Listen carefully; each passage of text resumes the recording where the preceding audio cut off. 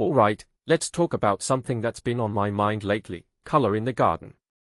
And no, I'm not just talking about throwing a few marigolds in a corner and calling it a day.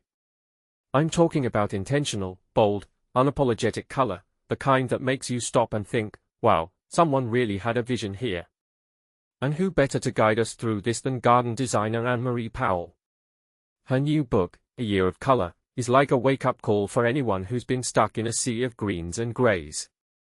Personally, I think what makes her approach so refreshing is how she challenges the idea that restrained equals tasteful.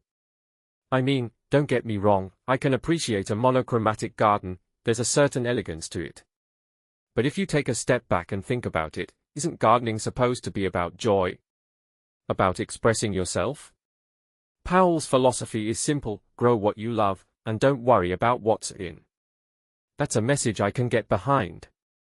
What's really interesting to me is how Powell draws a parallel between color and music. She says color intensifies emotions, and I couldn't agree more.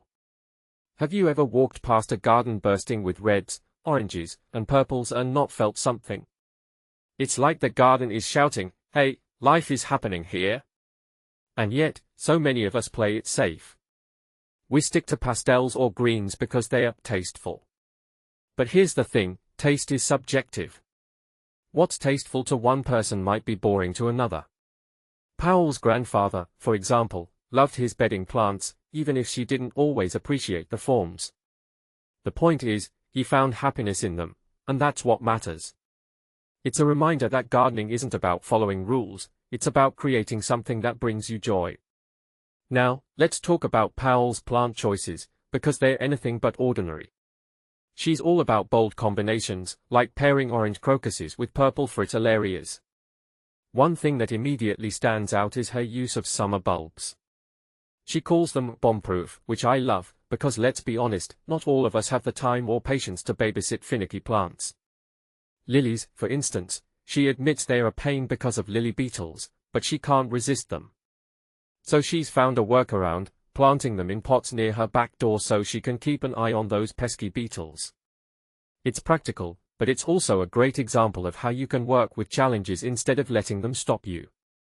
Another detail I find fascinating is her emotional connection to her garden. She mentions planting Claude Shride lilies near a bench where she used to sit with her late husband. That's not just gardening, that's storytelling.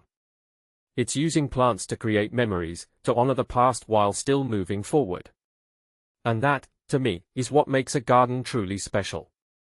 It's not just about the plants, it's about the stories they tell and the emotions they evoke. But let's not forget the practical side of things.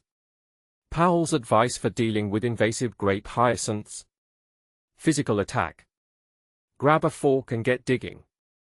It's not glamorous, but it works. And the fact that her cat joins in? That's just adorable. It's a reminder that gardening doesn't have to be a solo activity. It can be a team effort, even if your teammates have 4 legs and a penchant for digging. So, what's the takeaway here? In my opinion, it's this: don't be afraid to break the rules. Don't worry about what's tasteful or trendy. If you love bold colors, go for it. If you want to plant lilies despite the beetles, find a way to make it work. Your garden should be a reflection of you, not a checklist of what's supposed to look good.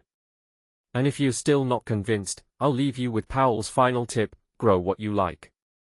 Don't give a toss about good taste. Words to live by, if you ask me.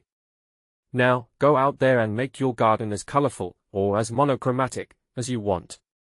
Just make sure it's yours.